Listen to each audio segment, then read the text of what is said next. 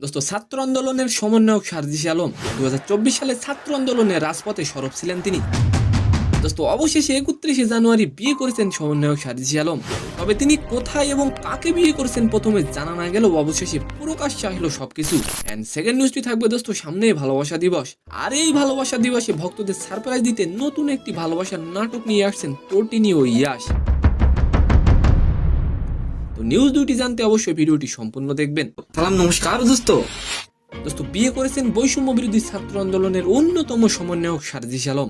তবে তিনি হঠাৎ করে কাকে এবং কোথায় বিয়ে করেছেন প্রথমে জানা না গেলেও অবশেষে সবকিছু জানা গেল। দোস্ত শুক্রবার 31শে জানুয়ারি সামাজিক যোগাযোগ মাধ্যম ফেসবুকে এক পোস্টে বিয়ের বিষয়টি নিশ্চিত করেছেন যুব ও ক্রীড়া উপদেষ্টা আসিফ মাহমুদ। দোস্ত সার্জিস আলম যে বিয়ে করেছেন আপনি এই বিষয়ে অবশ্যই একটি কমেন্ট করে যাবেন।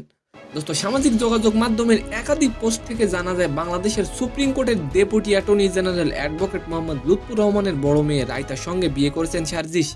দোস্ত সার্জিস বরগুনায় বিয়ে করেছেন লিগে পোস্ট দিতে শুরু করেছেন বরগুনার নানা শ্রেণী পেশার মানুষ। দোস্ত কন্যার বাবা লুৎফুর রহমান বরগুনার সদর উপজেলার 2 নম্বর গৌরীচন্না ইউনিয়নের লাকুরতলা নামক এলাকার বাসিন্দা।